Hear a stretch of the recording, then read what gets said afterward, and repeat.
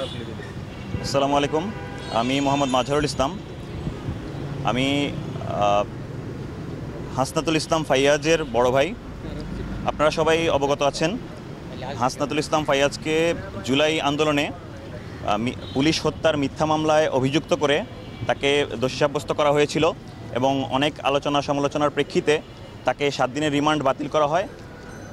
গণ অভ্যুত্থানের পরেও তার এই মামলাটি দীর্ঘ 8 মাস ধরে নিষ্পত্তি হচ্ছিল না। সর্বশেষ সারা দেশে আলোচনা সমালোচনার প্রেক্ষিতে তার এই মামলার ব্যাপারটি নিষ্পত্তি না হওয়ার ব্যাপারটি আবার সামনে আসে এবং এই আলোচনার প্রেক্ষিতে আইন মন্ত্রণালয় থেকে আমাদের সঙ্গে যোগাযোগ করা হয় এবং মাননীয় আইন উপদেষ্টা আসিফ নজরুল সাহেব উনি আমাদের সঙ্গে যোগাযোগ করেন এবং স্বরাষ্ট্র মন্ত্রণালয়ে আমাদেরকে কানেক্ট করে দেন। তার প্রেক্ষিতে স্বরাষ্ট্র মন্ত্রণালয়ে আজকে আমাদের প্রধান উপদেষ্টার বিশেষ সহকারী স্বরাষ্ট্র মন্ত্রণালয় জনাব খোদাবক্স চৌধুরী সাহেব আমাদেরকে আজকে ওনার দপ্তরে কল করেছেন এবং ওনারা গতকাল এবং আজ ফাইয়াজের মামলার পুরো বিষয়টা নিয়ে ওনারা স্টাডি করেছেন এবং এই স্টাডি করে এক্ষেত্রে 3টি বিষয় ওনারা আসলে মূলত ফাইন্ড আউট করেছেন। প্রথমত, এখানে যে 164-এ যে 2জন জবানবন্দি দিয়েছেন ছাত্রদলের রাজনীতির সঙ্গে সংশ্লিষ্ট, তারা তাদের 164-এর জবানবন্দিতে তাদের নিজেদেরকে অভিযুক্ত করা ব্যতীত অন্য কাউকে অভিযুক্ত করেননি।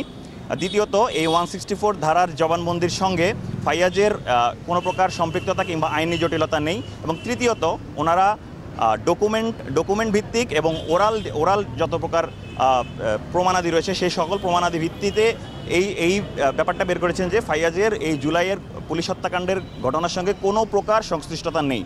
ওনারা আমাদেরকে আশ্বাস দিয়েছেন আজকে কোনো প্রকার কালক্ষেপণ না করে জনাব খোদাবক্স চৌধুরী নিজে দায়িত্ব নিয়ে আমাদেরকে আশ্বাস দিয়েছেন যে দ্রুততম সময়ের মধ্যে কোনো প্রকার কালক্ষেপণ না করে যে কোনো মামলাকে ওনারা এটা আইনি প্রক্রিয়া বের করার চেষ্টা করবেন এবং আইনি প্রক্রিয়া বের করার মাধ্যমে ওকে এই মামলা থেকে অব্যাহতি দেওয়া হবে।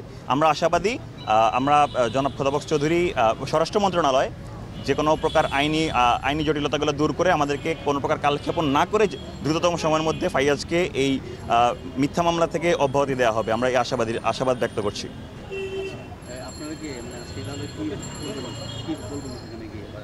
আমরা বলেছি আমরা ওখান থেকে আমরা দেখা করে এসেছি, উনি আমাদেরকে ডেকেছিলেন আজকে, আমরা তার প্রেক্ষিতে এসেছি এবং আমরা আশাবাদ ব্যক্ত করছি যে ওটা দ্রুততম সময়ের মধ্যে শেষ হয়ে যাবে এবং একই সাথে জুলাই বিপ্লবের যারা বিপ্লবী রয়েছে তাদের সবাই এই রকম হয়রানি কিংবা কোনো প্রকার হেনস্থার অধীন হবে না বলে আমরা আশাবাদ ব্যক্ত করছি। ধন্যবাদ।